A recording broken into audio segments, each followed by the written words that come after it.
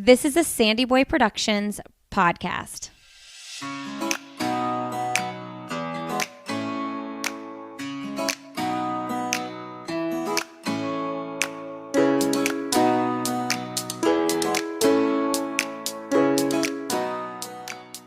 Hey everybody, welcome to Why Is Everyone Yelling with Lindsay Hine. I'm your host Lindsay and I'm so grateful you're here today. Today you're listening to episode 35 and I'm talking with Celeste Goodson. Celeste is the owner and founder of ReCORE Fitness. ReCORE is a program that works to improve core, pelvic floor control, strength, stability, and function through pregnancy and recovery.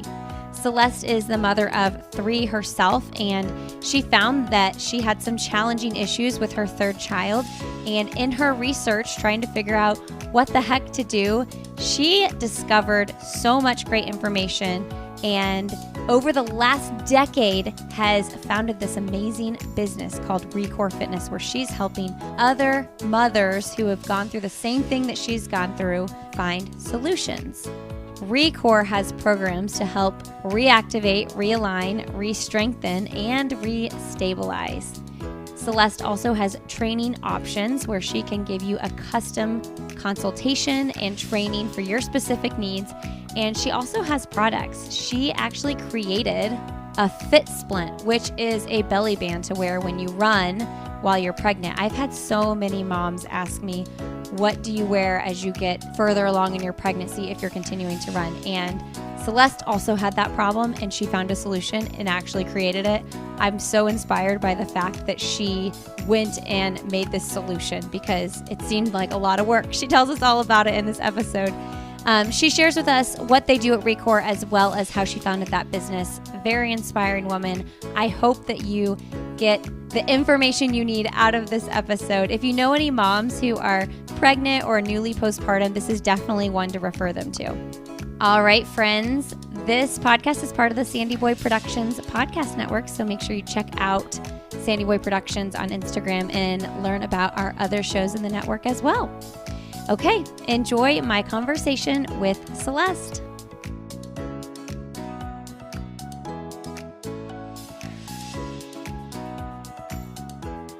All right, well, today on Why Is Everyone Yelling, we have Celeste Goodson on the show. Welcome to the show, Celeste.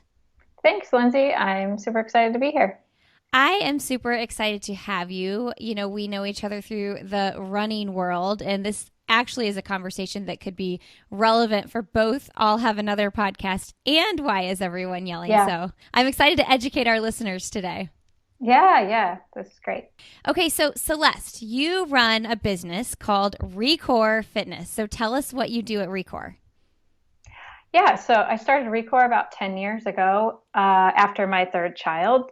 And I was a pre- and postnatal trainer at the time, had worked in physical therapy and just felt like it seemed to be missing total core conditioning postpartum. It seemed to only be an issue if you had DR or things like that. And I had issues myself after my 3rd, dealing with some mild prolapse and incontinence. And I really struggled returning to running after my 3rd child. And I just felt like, wow, there's a lot I don't know that I should know. And I did get a lot more educated in the pelvic floor. And I felt like, let's just be a little more proactive with postpartum women, get them to recondition their core pelvic floor no matter what postpartum. And that's what ReCORE is about. So I have online programs people can self-pace, do on their own. And then I do training one-on-one with people online or in home. Okay, this is what I'm just pelvic floor. This is what I'm floored about. As you were saying. That's a great way to put it. Yeah. You should be floored about it. I'm floored. I was thinking about this as I was researching this interview, how I left the hospital after every baby. And then, you go for your 6-week checkup with essentially zero information on this, zero. And, I think I'm really fortunate. I didn't really have many issues, but I'm like, how did that happen? 4 babies, 1 C-section, 3 vaginal deliveries. And I think I was really a recipe for disaster, especially after that first, with how quickly I started running and just resuming normal activities without giving any attention. And I think that's just it's such a testament to our healthcare system in general. Everything is about fixing the problem after it's a problem. And there's no talk on prevention about much of anything. So this is one of those things. So why do you think it is that women leave the hospital with this new baby and they're just like, hey, at 6 weeks, resume normal activity? Right. It's kind of mind-boggling because you think about it, if someone has surgery, even if someone has back pain, they are going to be referred to PT. And a woman literally gives birth, their muscles have stretched for 9 months. There may not be any tears, may not be any major pelvic issues going on, but just because those muscles have stretched so much is reason enough to spend some time reconditioning the core. And some people are fortunate, they have really good connective tissue that can help a lot. And then if they just gradually work into things, their body is slowly going to strengthen and be able to handle things as they increase load and demand. So, some people can be fortunate. I would say you're definitely in the minority. I know I don't see the worst of the worst because, there's pelvic PTs out there, but I do see plenty of women. And it's definitely something for crying out loud, let's just help women out a little bit after they have a baby, right? Oh, you're just thrown into the trenches. And oh, by the way, you might need to check on this as well, but nobody's going to tell you about it until, you're already seeing issues. Right. So do you know why with your third you were having more issues than with your first two? Yeah, she was a larger baby and I did slowly have some DR, diastasis recti a little bit with my first, a little bit more with my second, and then by my third, it was a little bit more. And so those things, and in combination, a bigger baby can really wreak a little havoc on the pelvic floor. And so I did have mild prolapse after that. Is that typical that, because I don't know if this is normal, but for me, all of my babies were bigger as well. Every single baby was bigger. So is that more normal to see? Like, do you see more patients after that third baby or more babies? You definitely see more women after the second or the third or, rather than the first. But there are definitely women with their first, they have issues right off the bat. Like I said, it kind of does come down to genetics and then any birth complications like prolonged pushing, if forceps or vacuums had to be used. Those three things really can affect those pelvic floor muscles a lot. Okay, so woman comes home from the hospital. What are the things, you take it super easy for at least 4 weeks and then they say at 6 weeks. That's like generally, that is just the rule of thumb with childbirth, with any surgery. It's like 6 weeks, you're good to go. What are some things women should be paying attention to for any sort of signs that they might need to go see someone?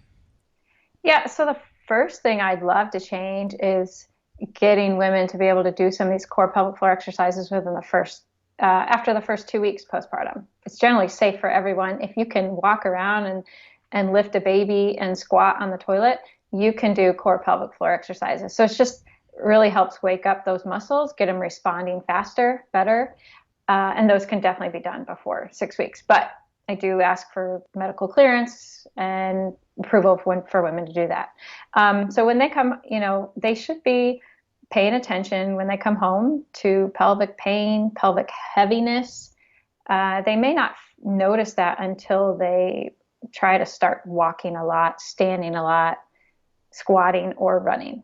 So that may cause a little pelvic pressure, heaviness, and that can be signs of prolapse. Then, incontinence issues and pelvic pain. So pelvic girdle pain, which means any pain around the pelvis. It could be in the back, it could be in the groin, things like that. A lot of women do deal with pelvic girdle pain, pregnancy or postpartum. Can you explain what prolapse is?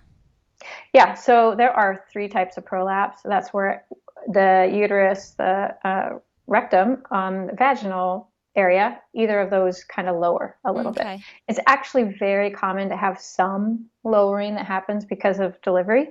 It's just whether or not you feel the symptoms from it. And there's 3 stages also, grade 1, grade 2, grade 3, depending on how low things have lowered.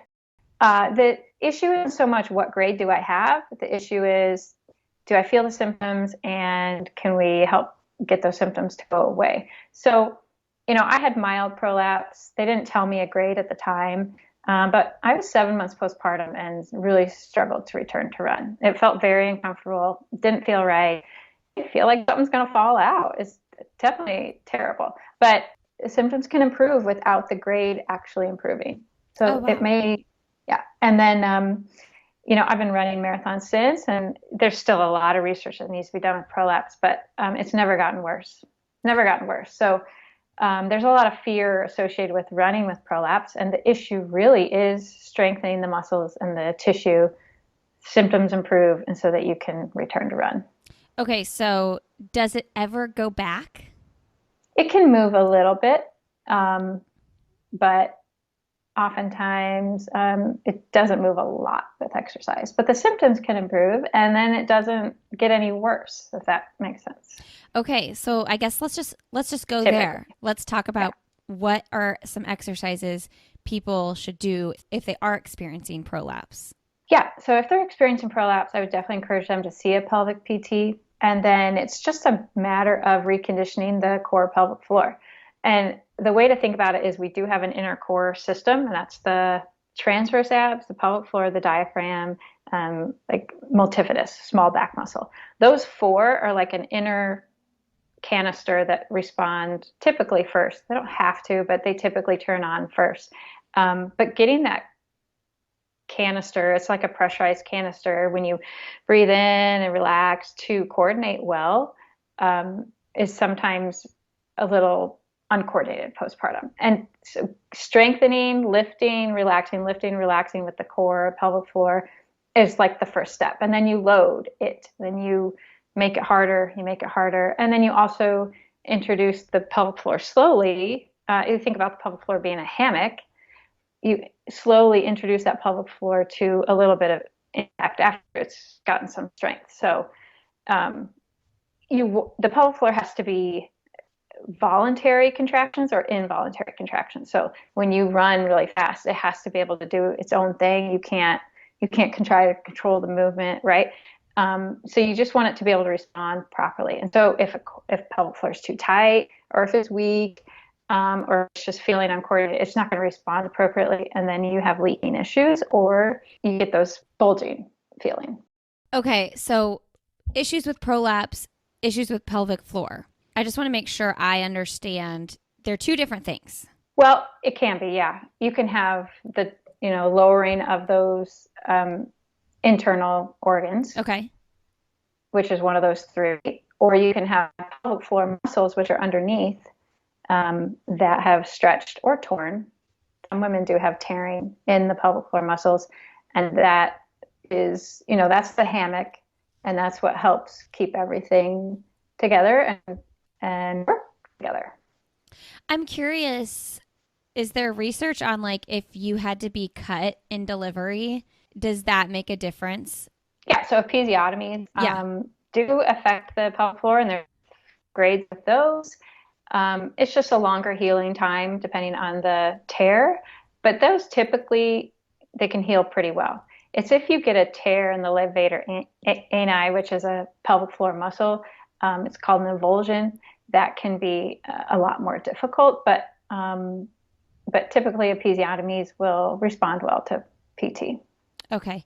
Okay. I have a question with C-sections versus vaginal deliveries. I had my first baby, which is not super normal. My first baby was a C-section, and then I was able to VBAC with the other three. So I wonder, maybe, that's the only baby I like came back really quickly with running and kind of in a very aggressive, probably not so smart way. Mm-hmm. Is there a difference between C-sections and vaginal deliveries as far as recovery goes with like the prolapse and everything? And it was a scheduled C-section, I should say that, so I didn't do any Okay. pushing or anything like that. So there is research. Women can get prolapse with a C-section, because the heaviness of the baby sitting down, or what they're doing while they're pregnant, possibly things like lifting heavy with uncontrolled pressure. There are times that women can get prolapse with a C-section. So it doesn't necessarily save your pelvic floor, if that's what you Yeah. mean. But I think in general, that you will see more issues with a vaginal delivery. Okay. But it's just not necessarily true that someone with C-section won't have any issues. Don't be trying to schedule C-sections, people. The recovery is not fun. Did you ever have any C-sections? I did not have C-sections. I had, let's see, I was induced and natural with the first. And the second, I really wanted medicine. And she came 5 weeks early. I didn't get anything. And then with the third, I sat in the doctor's office and just waited so I could get some epidural, get an epidural. So you were no epidural with the first? No. Okay, I'm so fascinated by this because I've heard people do the opposite of that. Like my sister-in-law had her 2 babies epidurals, and then her third, she was like, I heard third babies come really fast. I'm just going to like go for it and see if I can do it. And she did it, and she did great. But I feel like I hear more stories of people, once they go natural, they keep going natural. So tell me about your experience and why you decided to go for the epidural. And I am full epidural on all of mine, just so everybody knows. Yeah, I thought I was going to handle it pretty well. And to be honest, I think I had a lot of anxiety and being induced with my first. And I was like, oh, I'm going to go natural. I'm going to go natural. And the nurse kept asking me, are you ready for your epidural? And I was like, oh, no, I'm fine. Right. And I just did not handle it very well. And so my second, I thought, surely I can get the epidural. And I didn't get it. And obviously I went natural again, but I don't know. It was painful enough for me that I want to get an epidural. So I guess that's how I took it. How do you think you didn't give in to and I don't want to say give in, like I'm not like saying epidurals are bad. I clearly chose them myself, but how do you think like what you had the willpower to not give in to the epidural that first time? Yeah. Cause I didn't really feel a whole lot until that last, 30 minutes. Okay. But that was enough of that you never want to do that again. That I was never wanted to. Well, to be honest, when I had my second and I was not induced, I was like, oh, this is amazing. I get these breaks in between this, this isn't so bad, but maybe by then I was just like, you know what? I just want a much easier birth third time around. I do not need to feel that again. I do strongly believe though, if you want to go natural, you take the birthing classes and you mentally prep for it, mentally prepare. I think it can definitely help a lot. As an athlete, I probably should have been more prepared. I do think mentally, if you want to do it, you definitely can. Yeah, I agree. So you didn't take any of the breathing or classes like that? I did, but I just didn't spend a lot of time on it. Yeah, it wasn't like a big priority. Yeah. I've heard people talk about, getting really invested in that and like, having like meditations and things like that. And as a labor and delivery nurse, I'm sure that someone that walks in armed with like all of that says they don't want to, or they don't want an epidural, the nurses are probably like, okay, you've prepared. I believe you. Okay. Yeah. The nurse didn't believe me. Yeah. Like, oh yeah, we'll see in a couple hours. Yeah. I am in awe of stories of people that give birth naturally, given that I never have. And my mom always says, because she had all 3 of us natural, she's always like, you have no idea. Oh, and she was so young. She was like 19, 21, 23 when she had us. So like she wasn't messing with going to like classes or anything. She was just going in and doing what she had to do. But she to this day will say it's like the most painful thing she's ever done. I would say that for sure. It's such a different experience too, because, with all 3 of mine, that I had vaginally, like as soon as I started being like, this is really hard, like this hurts really bad, I was like, all right, I'm ready for my epidural. Yeah. And there's a lot of anxiety that went into like getting that epidural in too. Like that freaks you out a little bit, getting that stuck into your spine. But the birthing experience is just so different if you have a good epidural, because I had 3 really good ones, and I mean once the epidural was in, it's just kind of like, all right, let's just hang out for like 10 more hours. I was laughing the rest of the delivery because I was just like, what, this is so easy. I can't believe I put myself through that. Anyways, but to each their own, right? Yeah. Whatever works for you. I mean, shout out to everybody who is doing it, no matter how they're doing it. But I'm super impressed that you went in and you stuck to your guns on that the first time around. Yeah. Hey friends, a quick break here to tell you all about Beam. Beam is committed to producing the best possible CBD products for the wellness-minded community. Their core values embody this commitment and serve as a guiding light for all that they do. Okay, I want to tell you about the Beam Dream that I've been taking every night before bed. Ever since I had kids, sleeping has been a huge issue in my life, as I'm sure it has been for most of you. And my nightly routine now is to take the Beam Dream right before bed. I mix it up with some hot water, and it tastes like a delicious, healthy hot chocolate blend, and it gets me relaxed for the night. It has relaxing compounds like magnesium in it, and that helps me drift off into a better night's sleep. This product is seriously a game changer for me, and I'm sure it can be for you too. You have to try it out though to know. They also have a great hydration line as well if you're someone who's into working out. My favorite of their hydration line is definitely the post-workout recovery. It has all of the great electrolytes in it plus collagen, and I feel so strong and recovered when I take it. You all can check out Beam. Go to beamtlc.com and use the code Lindsay15, Lindsay15 at checkout to get 15% off your order. That's LINDSEY15 to get 15% off your order. Links to that will be in the show notes. And right now, our show notes for this podcast are at sandyboyproductions.com. Just click on the Why Is Everyone Yelling tab. All right, friends, enjoy the rest of my conversation with Celeste.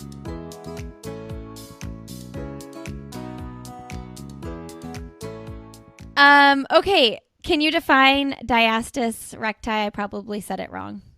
Yeah. So oftentimes people say ab separation, which is technically not a separation. That's tissue in between the rectus abdominis muscles, and they just stretch and thin. They just depends on how big that belly gets is how much that it's going to stretch and thin. And by 35 weeks pregnant, pretty much everyone has ab separation to some extent. Obviously, some factors can affect how big it gets. But yeah, it's just stretching and thinning of that tissue in the middle. If you do get a tear in that tissue, then that would be something that could cause a hernia. Ooh, yikes. Okay, so what are we looking for when we're trying to decide, like, do I have this? Does it need attention? Yeah, so I think the best perspective is to realize you're most likely going to get some degree of ab separate, or, DR, and you just want to control that pressure while you're pregnant. So it's not necessarily a matter of, is this exercise safe or is it not? It's a matter of, can I control the pressure, which means engaging the core while you do an exercise. And if you see obvious bulging or doming while you're pregnant, you most likely want to avoid that because that's just pushing out that tissue a little bit more. Do you work with people at ReCORE before they deliver as well? I do. I'll do the training, and I also have a pre-core online program for pregnant women that can do on their own. It just focuses on core pelvic floor strength. We do full body exercises as well, but it's very, very focused on core pelvic floor. Okay, so we're talking about prevention here. Like you said, most people are going to have that DR no matter what. But how important is it, do you think, for women, once you start really showing, like, I don't know, 25 weeks is when you're really starting to really get out there. Some people are probably laughing because they're like, what are you talking about, 25 weeks? Each baby I started going out a lot sooner. A little earlier. Yep. But my point is like, at what point in pregnancy do you think it's important to really start with these preventative measures? Yeah, if you can start doing core pelvic floor halfway through the pregnancy at least. I mean, earlier is always ideal, but if you can start at least halfway and start working your strength, to some extent it may help prevent DR from getting worse, but it can also just help keep you strong, right? So you enjoy walking and running, you enjoy exercising better when you keep the core pelvic floor, glutes, back, you keep all those muscles strong. What do you say to athletes or pregnant women who come to you and they're just super discouraged because they can't run anymore? Someone who's been running their whole life and they get to 20 weeks and it's just not comfortable and they can't do it anymore. Yeah, it's definitely not a contest to see who can run the farthest during pregnancy. being able to run far is not a predictor of how well you will handle birth. If you can run, great, and you feel great, awesome. If you don't, it's kind of stinks, but at the same time, there's so much you can do, and just keeping up your cardio and strength is the best thing for you. It doesn't have to be running. I struggled with that a lot with my fourth. I stopped a little bit sooner with each baby. And Mhm. with my fourth, I think I was maybe 28 weeks. And I was just like, I'm just not doing this anymore. It's not fun. I don't feel good. I'm not finishing getting that endorphin buzz that is really Yeah. what I want. So Yeah. I would just go walk for 30 minutes. And I feel like I was just as satisfied walking as I was feeling discouraged, feeling like crap running. Yeah. And I think that's important. You're doing something that you're enjoying. And if running is not fun anymore, then I totally get it. Running during pregnancy can get very difficult the last trimester. And I do recommend women wear a maternity support if they're running in their third trimester. A lot of women I know enjoy wearing it in their second as well, but it just helps reduce a lot of that pressure, helps support the abs and the pelvis better, and so it can help you run a lot more comfortably. Do you have one specifically that you recommend? Well, we do sell one. It's called the Maternity Fit Splint, and I did develop it 10 years ago, so I am a So little cool. biased, but whatever works for you. If you can find one that works for you, that's great. Okay, tell me what went into developing that. Yeah, so it was during my third, I had bought a maternity support, was running, and I just felt like the strap just went underneath the belly and it didn't adjust very much. And I was just like, wow, this really is not helping stabilize the belly very well. Certainly, there's got to be a better one out there. And I just looked online. I couldn't really find what I was envisioning. And I wanted one with a strap to go, like two straps, one go a little higher and one lower so that you could stabilize that belly better. I also wanted to be able to use it to splint postpartum. So I knew the benefits of just supporting the abdomen while you strengthen, just to give some support to the abdominal wall. But yeah, I couldn't find anything, and I got obsessed with the idea of trying to figure out how to design one. I didn't sew, but I found material. I was dragging my two kids around sports stores, looking at sports material and going, what would I make it out of? This or knee brace material or what, and eventually settled on some material and had some lady make 50 of them for me. And then I just gave them to people, and I said, let me know what you think. And then it just went out from there. So kind of have grown it, bootstrapped the product side of the business, but it's grown a lot, and it's kind of crazy to think where it goes in the world. Yeah. Yeah, I mean, the thought of it alone stresses me out just because I can imagine how much work went into making it like just exactly how you want it and the expense that goes into creating a product and figuring out how to sell it on what platform and all that. What do you sell it on? We sell it on our website, we sell it on Amazon, and then we sell to a lot of PT clinics, and we have a couple of distributors that will also help distribute internationally for us. So So it sounds like it's going well. it is going well. Sometimes yeah, like you said, it's a lot of work keeping up with it. If I'll do a shout out, if there's any amazing product managers out there, give me a call, because I'm getting to the point where managing it myself is ridiculous. So, I know. So do you manage it in house? Like who's making them? well, they are manufactured in China. The material comes from China, so it's very difficult to.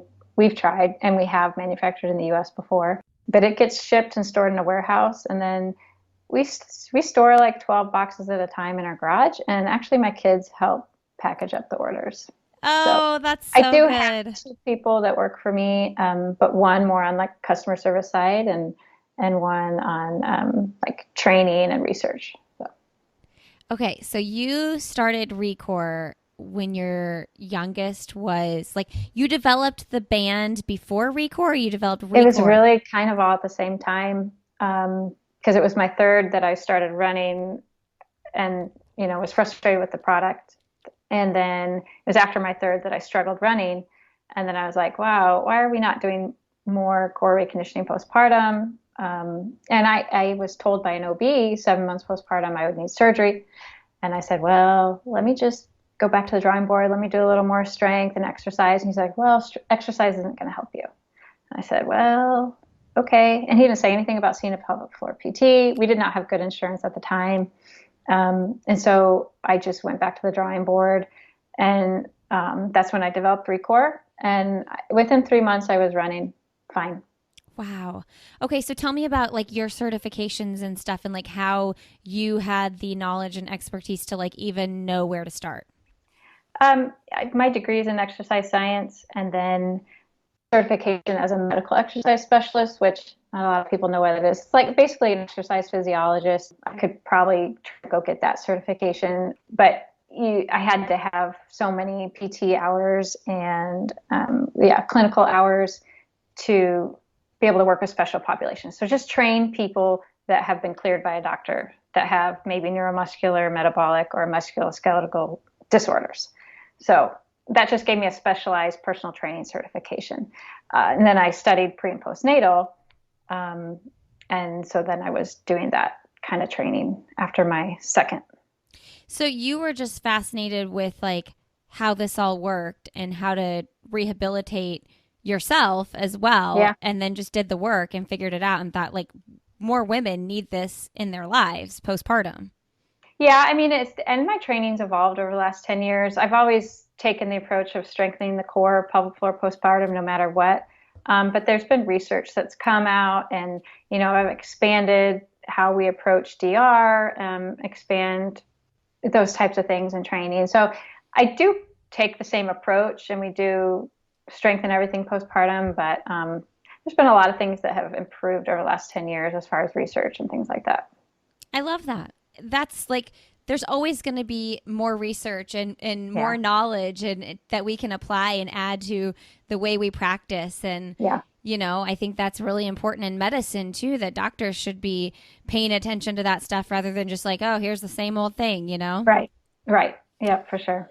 Okay. So I know several moms that are even like 5 years postpartum, whatever, who like, I'll go out in my garage gym and work out and they're like, I can't do box jumps. I can't jump rope because I'll pee my pants. Mm-hmm. I have no idea how that I do not have an issue with that, but I don't.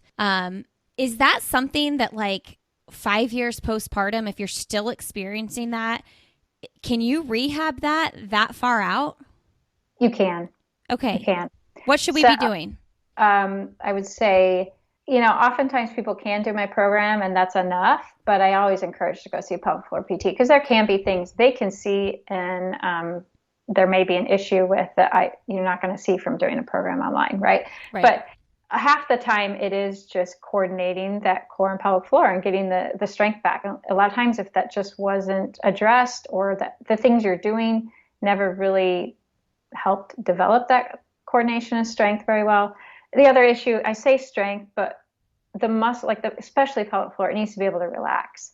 So sometimes it is fairly tight, and a lot of times with athletes, it can be fairly tight and doesn't relax very well. Just teaching the body to relax the pelvic floor and then contract, relax, just helps tremendously with getting that pelvic floor to respond to bouncing and respond to impact. So what is the exercise? Starting with basic Kegels is important. Okay. Being able to lift that pelvic floor, get it to relax. Coordinate it with the breathing. So diaphragmatic breathing is what we start with. And you teach to breathe in and relax the pelvic floor. You teach to breathe out. If you're just breathing, you're not going to actively engage any muscles. But a lot of times I will teach breathe in and relax, breathe out and engage core pelvic floor. That's the basic thing to start with. Then you can do fast twitch type things with those muscles. You can get those muscles to hold. You can get the muscles to do negative, pelvic floor relaxation techniques. And then you start introducing low impact drills. So a lot of times women are going from, just doing some basic strength to box jumps. And that pelvic floor is kind of freaking out. Like, it's like, whoa, that was huge. I was not ready for that. And so the pelvic floor sometimes just needs a little bit of gradual low impact drills, agility drills, some very small jumps, just slowly getting that pelvic floor to respond and coordinate with the moving, the jumping. That's really what it is. It's getting that pelvic floor hammock a lot of times to respond and relax. And if it doesn't relax, if it doesn't engage at the right times, that's when you have issues. So you can't just like sloppily go into it. You have to like mentally think about like, what am I doing down here as I'm doing these like agility workouts? Well, I would say I teach people to train the core pelvic floor outside of the fast stuff because when you're doing fast stuff, you can't control it. So you're teaching the core pelvic floor to respond appropriately outside of typical performance training, if that makes sense.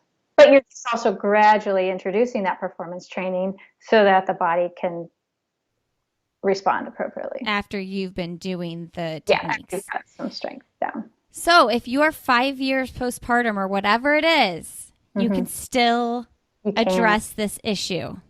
You can.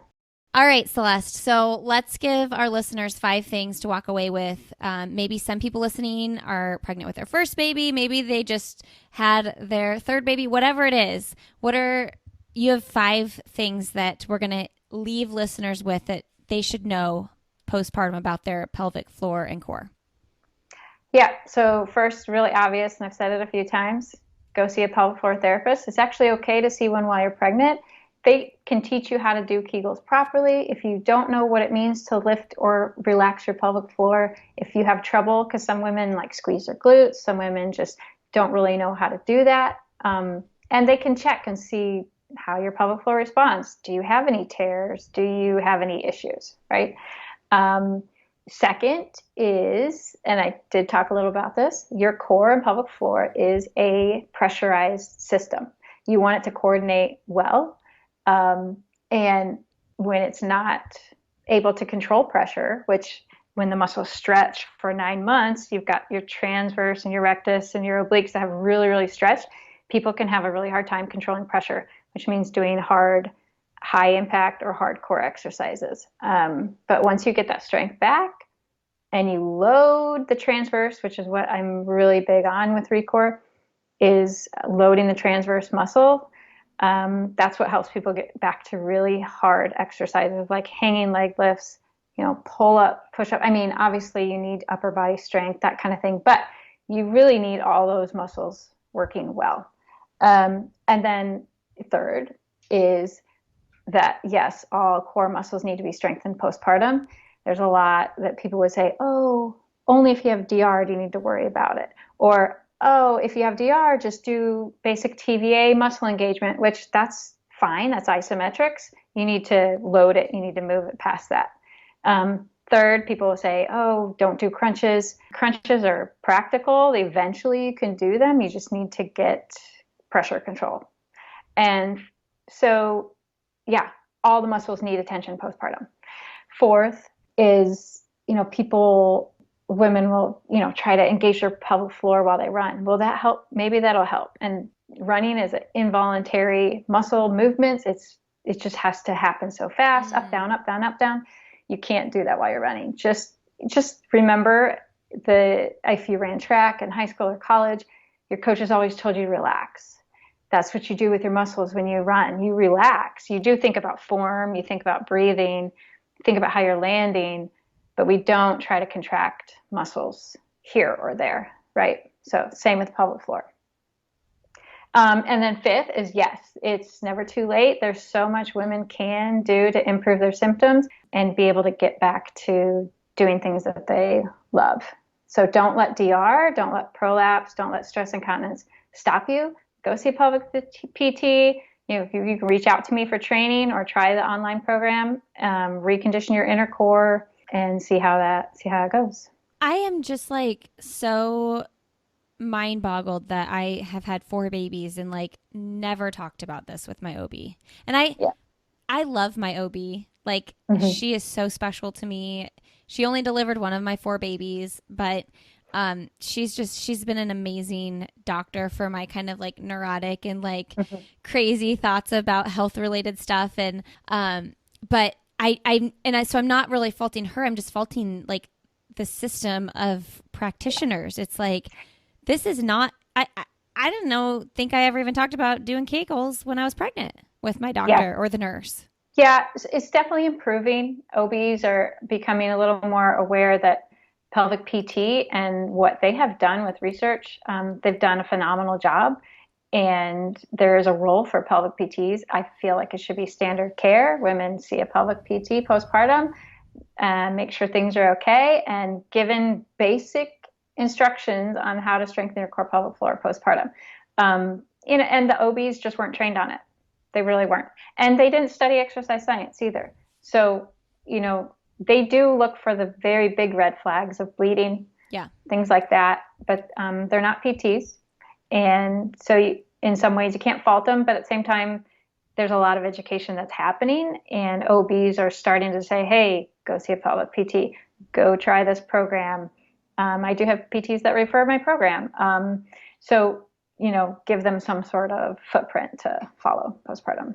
Yeah. And I mean, some people are going to be like, meh, I'm fine. But some people are Well, going to, some people are. Are one of the very few I've yeah. talked to, but it's amazing, right? So some people are blessed with good genetics. The tissue doesn't stretch as much, so you're not going to have those prolapse symptoms. You're not going to have the DR as much. And, hey, and maybe you did some great strength during pregnancy or postpartum. Maybe, those factors all helped. You never know. Yeah, it's just the fact that like to give the option. Sure. And I mean, it's hard too because insurance and stuff, and yeah, it's tricky. And the other battle is, someone can go out and return to run really slowly and do fine on their own, right? But if they do the core pelvic floor reconditioning, they're just going to feel so much better Yeah, going out and running. I mean, you know what it's like. You know what your body feels like when you first start running.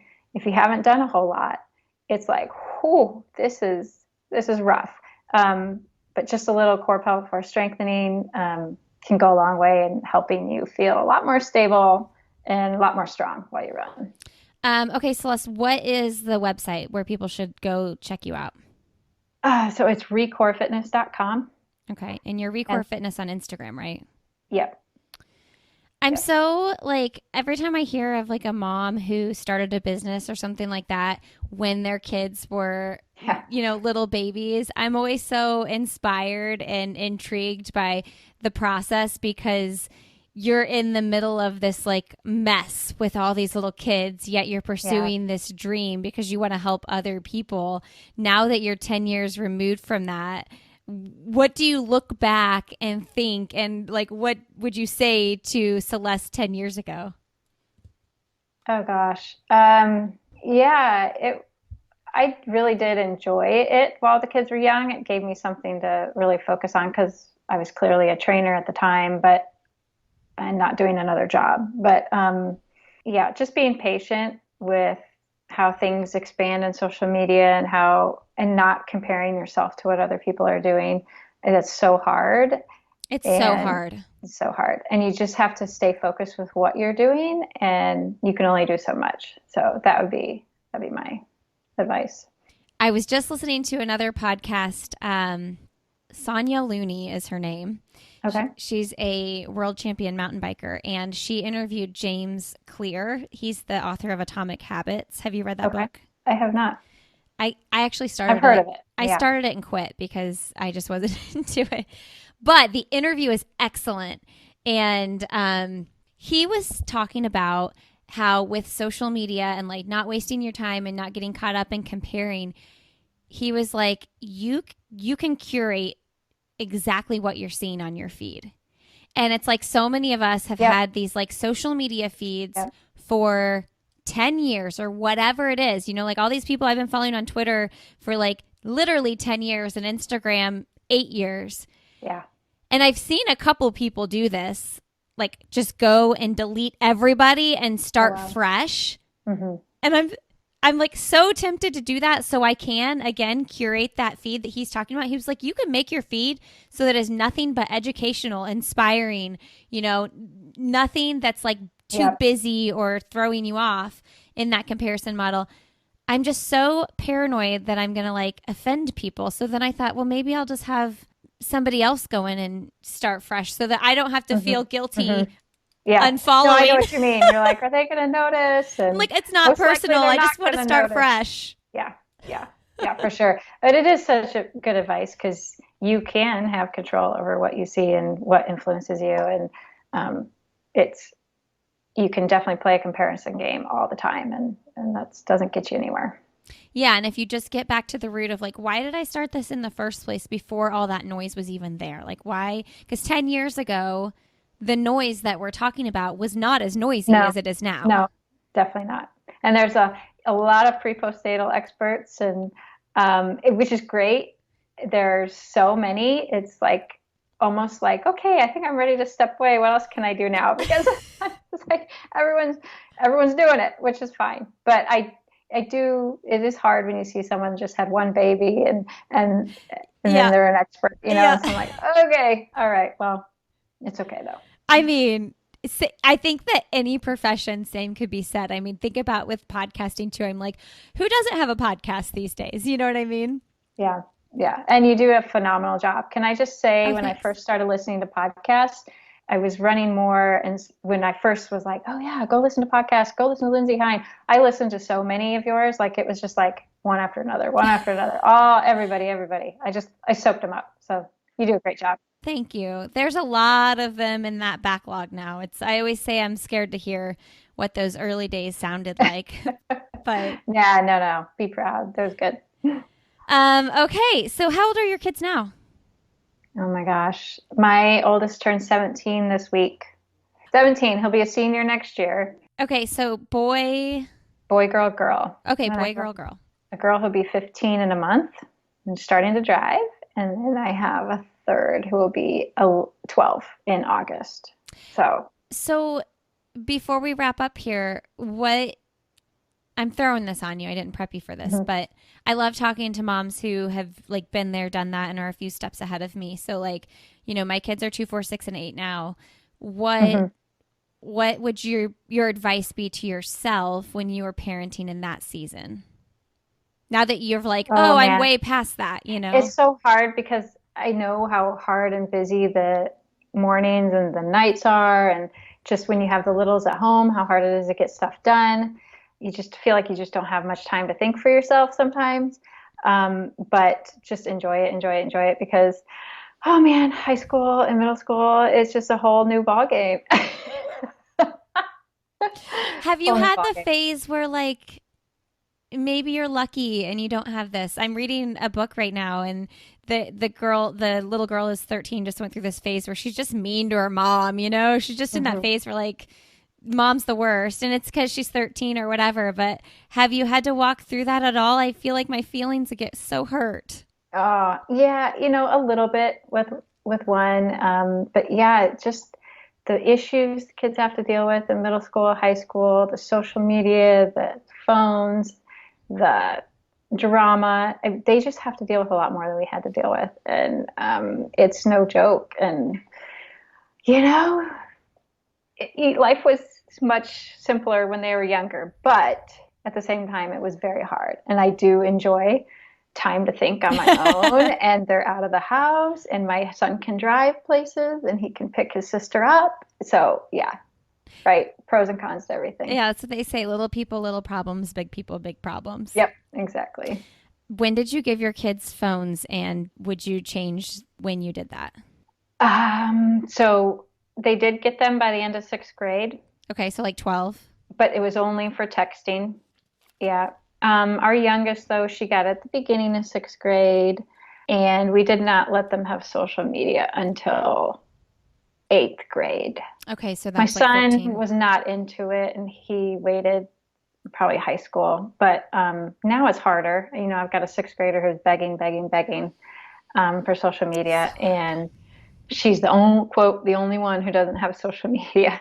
But I know for a fact some kids don't have phones, and I know most do, and I also know most have social media. But it's just a whole new ball game, and a lot of middle school brains that can't tolerate all the comparing and being left out and being a part of things. And so yeah, that's how we've done it so far. But it's hard. It's hard to stick to your guns. Yeah, I'm curious in talking with all these parents, like I'm imagining, because I'm a girl and I imagine I would have been dying to get on. Mhm. I feel like it's probably harder with the girls, would you say? Yeah. Yes. Harder with the girls. They're more interested in it. More into it for sure. And they'll get to go use TikTok or Snapchat with their friends and do that kind of thing. I just don't have it on their phone. They don't have their own account on their phone.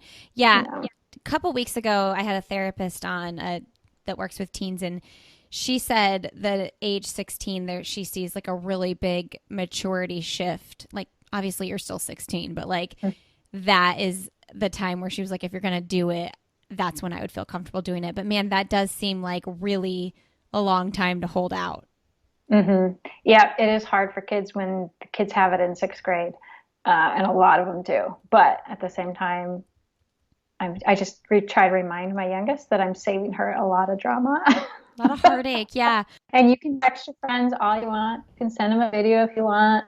So, yeah. I'm embracing this simplistic time where that is not even a thought yet. And my oldest is 8, so I assume I have a couple more years. Yeah, that's fun time, and it'll come fast. Okay, so what is not parenting related, but what is the best, most recent book you've read? I am terrible. I'm not a very good book reader. I do read a lot of boring research and stuff like that. Doing your job. So I did read the Matt Fitzgerald Running the Dream. Is that what it's called? Running the Dream. I haven't read that one. I've read How Bad Do You Want It? Yeah. Okay. And I went to Bruce camp at the time he was there. So I got to, meet him, and he was writing his book at that time. So it was kind of fun to read back to his experience. And yeah, that was probably the last fun one I read. Do you have a kid's book you recommend? I know your kids are older, or like a teen book. Oh my gosh, if I pulled my daughter in here, she'd tell you 10 different books. Let me know this. Have your girls been more interested in reading than boys? Because I cannot get my oldest son to be interested in reading for the life of me. My oldest wouldn't either, actually. My son would not read. I think Harry Potter was really all he could get into a little bit. But no reading. And actually, I think he ADHD, and that probably has something to do with it. And my youngest, she also has ADHD. Does not read, but she loves the graphic novels. Okay. But my middle child reads a ton. If you ever want me to send teen recommendation books, I could ask her. Her brain, yeah. One of my friends read Harry Potter to her kids, and I'm like, now that's not a bad idea. If I read like a few pages a night, and like that was our nightly routine. Mm-hmm. Yeah, and all 3 of our kids, I tried to encourage them to read it before they watched the movie. Mm-hmm. That was kind of the thing for them. Yeah, there are some really good series, and I can't think of them off the top of my head that my younger kids have enjoyed. Okay, so what is your last message that you want to leave with the audience today? Yeah, I just hope if you are having, issues or feeling like you're really lacking in core strength, that you can find a pelvic PT or find me online and just really help get yourself back to feeling like you can do what you really want to do. Run, jump, whatever it is. Thank you so much, Celeste. Thank you. Thanks for having me.